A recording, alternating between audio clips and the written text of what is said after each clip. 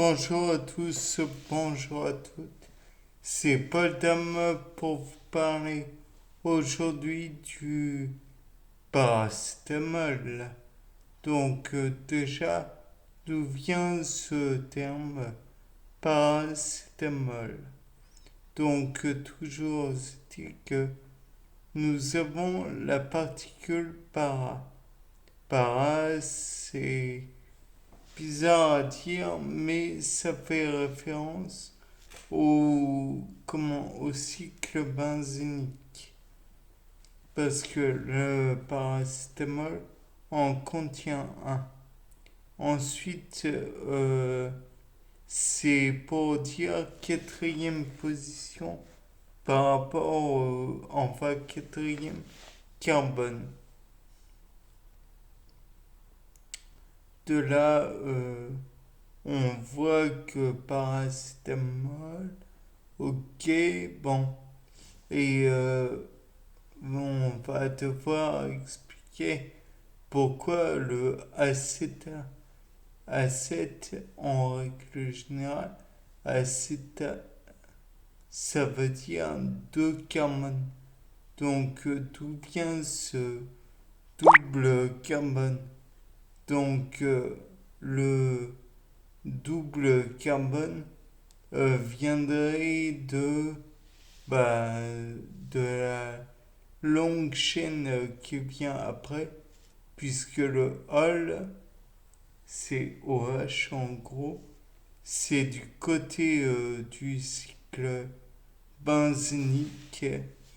Vous avez la chaîne lourde qui est de côté droit, si l'on veut, et l'hydroxyde qui est du côté gauche. C'est bizarre à dire, mais bon, peu importe. Vous avez en somme le groupement phénol. Ensuite, vous avez le groupement acétyl qui est relié à un groupement. Ouh là là, comme c'est vieux. Aldéhyde qui est sur la longue chaîne qui est à côté du groupe phénol qui est relié qui est à l'extrémité certes, mais qui est relié à un groupement amine qui est en fait entre les deux groupements acétyl et le groupement phénol. De là, ça donne paracétamol. Bon, le terme le plus complexe, il y a des termes plus complexes et je ne résiste pas à l'envie de vous les présenter. Donc voilà. N4 hydroxyphénylacétamide. Ça, c'est le nom UICPA. Ensuite, vous avez d'autres noms beaucoup plus digestes, tels que acétaminophène ou alors 4-acétylaminophénol. À mon avis, c'est plus ça qui aide. Et enfin, l'autre, c'est globalement le même. Dans tous les cas de figure, ce médicament qui est vendu sous diverses formes, bien qu'à la base ça puisse être utilisé comme un antipyrétique ou même donc contre la fièvre ou un analgésique donc contre la douleur, c'est surtout pour faire face aux problèmes que l'on rencontre avec l'acide acétylsalicylique. Je vous donne en mille, c'est l'aspirine.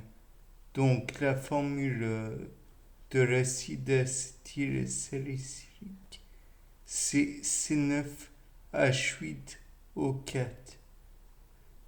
Ensuite, je ne résiste pas à l'envie, encore une fois, de vous dire que la formule de l'acide salicylique, c'est C7H6O3. Bien, de là, ça vous fait une belle jambe peut-être. Eh bien, sachez que le paracétamol pouvait être, comment dire, couplé à de la morphine. On a par exemple le Codoliprane qui est parfois très utile lui, après avoir fait certaines opérations. Combien de personnes ont utilisé les Codoliprane après avoir eu les dents de sagesse arrachées? Bon nombre d'entre vous, j'imagine.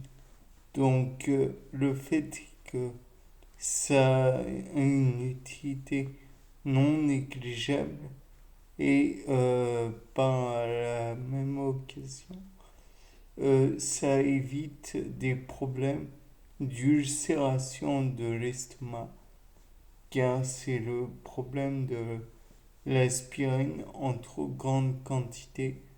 Vous pouvez engendrer des problèmes au niveau de l'estomac. Après, le pourquoi de la chose, je vous avoue que je ne sais pas, bien que j'imagine que l'acidité de celui-ci, bien qu'elle ait été rabaissée en, en acétylant, je crois, l'acide salicylique. Donc, en rajoutant un corps acétyl à l'acide salicylique, on fait baisser, je crois, l'acide salicylique à un pH de 10. Là, on le fait baisser à 8, voire 7,5. Bon, ce qui n'est pas mal. Bien, c'était Paul Dame pour vous présenter un nouveau Cependant Suicide.